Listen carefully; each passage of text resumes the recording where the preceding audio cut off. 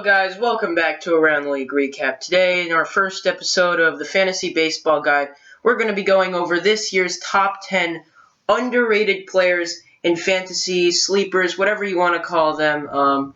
Some guys on this list are more known and just undervalued, and some are unknown and kind of sleepers. So I hope this helps. Here's the list. Starting off the list at number 10, we have Jerad Eickhoff, starting pitcher on the Philadelphia Phillies. This youngster is just another sign of hope for the Phillies squad and may very well be a steal in this year's draft. His last 4 starts of this season last year were magnificent, as he struck out over 10 each time and ended his rookie campaign with a 2.64 ERA. He only started 8 games, so he's kind of in the same situation as Steven Matz, but I think his potential is up there with him as well. Overall, Eickhoff supplies a good curveball and would be a great addition as a late-round pick or waiver wire addition. Next, at number 9, we have J.D. Martinez, outfielder, or actually utility man on the Tigers. This man is relatively known at this point among baseball fans, yet still does not get quite the respect he deserves. The fact that he is in a lineup with Miguel Cabrera, Ian Kinsler, and now Justin Upton may have something to do with it. Regardless, JD flat out hits, and he is getting better and better at age 28. His batting average dropped a bit last year, but he still hit 38 dingers, 15 more than his previous year. In the end, he is a great hitter who is sometimes overshadowed by his teammates, but still has the potential to exceed anyone on the team. If he's available in the 3rd or 4th round, take him. At number 8, we have Dustin Pedroia, second baseman on the Red Sox. Yes, I'm aware that his stats are not quite where they used to be when he was winning MVPs, and yes, I'm aware that he's on the wrong side of 30. However, when healthy, he can still be one of the top contact hitters in baseball, and he proved he could still be that guy last year before getting hurt. Health has never been a major concern for Pedroia, and I think he can stay healthy and get back from where he was last year, where he batted .291 with 12 homers in just 93 games. I don't know if he'll be MVP Pedroia, but expect a comeback year, especially when having all that talent in the Red Sox lineup to protect him. The mid to early rounds sound like a time to draft this quality player who could still be a star on your fantasy team. Number 7, Starlin Castro, second baseman on the Yankees. In one of the biggest surprises of the offseason, Castro landed in the Bronx in what some view could be the revival he needs in his career. In 2011, Starlin famously had 207 hits and batted over 300. Last year seemed to have been a lost year for him, but if history repeats itself, he will get right back to being the star he once was. History being a bad 2013, and then batting .291 in 2014. Now with the Bombers with a full-time job, maybe the veterans on the team can help the young 25-year-old veteran and get him consistently being that star hitter that he had the potential to be. I would take him if you're looking for a second baseman in the middle rounds of the draft. And at number 6, we have Jordan Zimmermann, starting pitcher on the Detroit Tigers. A spike in ERA last year left some people to be concerned, but in reality he is still very good, and he was good last year as well. He's 29 years of age, and he throws 200 innings a season because he still stays healthy and is a very good pitcher.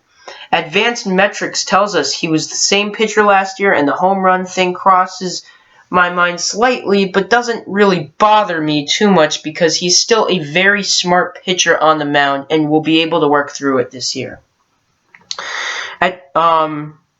You will probably be able to get him in the mid to late rounds, and you will be getting yourself a steal, as he is a top 25 pitcher. Number 5, Jaime Garcia, starting pitcher on the St. Louis Cardinals. Last year, he showed the world that he can be one of the top pitchers in the game when healthy. He was not known to be a top 30 pitcher up until last year because he was plagued by injury. The fact of the matter is that Garcia has great stuff, and if he can just stay healthy, you will have a massive steal on your hands. I just have a feeling he's finally going to be able to put it all together and stay healthy, and we might be talking about him like Chris Sale by the end of the year, because he has the same type of stuff. This guy is also another great middle to late round pick. Number 4, we have Chris Brantley, outfielder on the Cleveland Indians. This young player has had the second or third highest average of outfielders since 2013, and he's only going to get better. If he can stay healthy, this guy is under the radar, but can supply you with MVP-type numbers, as he is one of the best contact hitters in the game, and will just keep on getting better and better. This guy is a steal if you can get him in the mid to late rounds, but certainly in the middle rounds, you will be getting yourself quite the player. Number 3, Chris Archer. Archer has never really played on a great team, and that's really affected his win-loss record, but he's still young. He's only done it for a couple of years, but he has been really magnificent.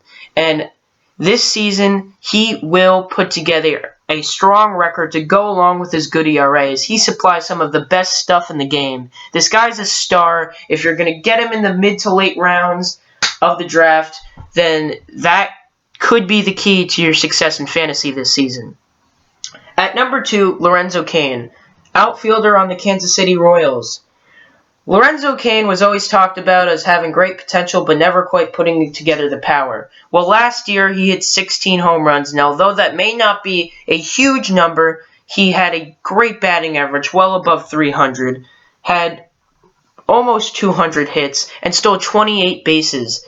Again, he's 29 years old, but he's in his prime, and this guy is going to put together another MVP-type season. So if you can get him into the mid to late rounds, because people forget about him sometimes because he doesn't have the huge power, you are going to have a huge steal. Do it, people.